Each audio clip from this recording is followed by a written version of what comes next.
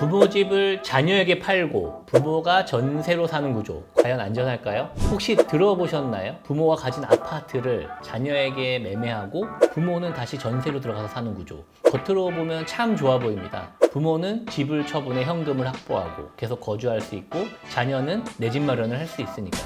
근데 세법은 그렇게 단순하지 않죠. 잘못하면 편법 증여로 몰려서 증여세 폭탄을 맞을 수도 있고 세무조사 대상이 될 수 있습니다. 오늘 영상에서는 이 구조가 왜 문제가 되는지 그리고 어떻게 하면 안전하게 할 수 있는지 하나씩 풀어보겠습니다.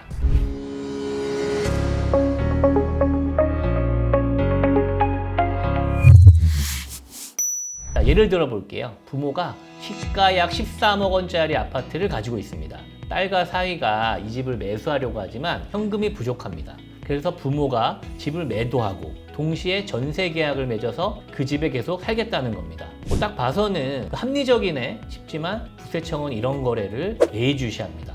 왜냐하면 이게 자칫 증여를 가장한 거래로 보일 수 있기 때문이죠. 여기서 몇 가지 개념을 짚고 갈게요. 그 증여와 매매에 관한 건데요. 부모 자녀 간 거래는 특히 까다롭습니다. 매매라고 주장해도 시가보다 낮은 가격으로 거래했다면 그 차액은 증여로 볼 수 있습니다.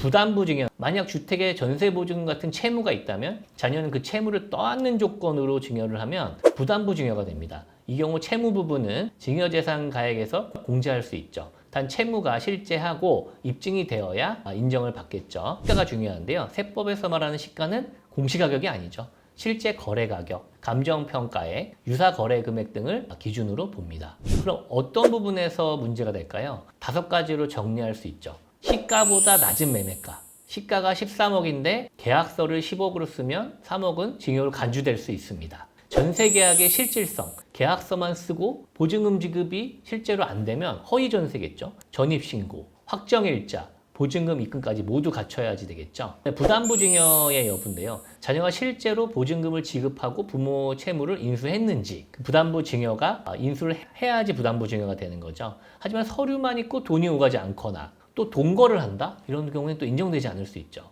자금 출처의 투명성, 자녀가 집을 살 자금이 어디서 났는지가 중요합니다. 대출, 저축, 부모 증여 등 출처를 입증해야 하고요. 고가주택이나 또 규제지역은 자금 조달도 또 제출해야 되니까 쉽지 않겠죠. 게다가 부모가 거주를 해야 됩니다. 실제로 그 집에 거주하는지 확인하는데요. 우편물, 공과금 납부 내역 등 객관적 증빙이 있어야 합니다. 그렇지 않으면 단순히 형식만 전세로 만든 걸로 의심받을 수 있습니다.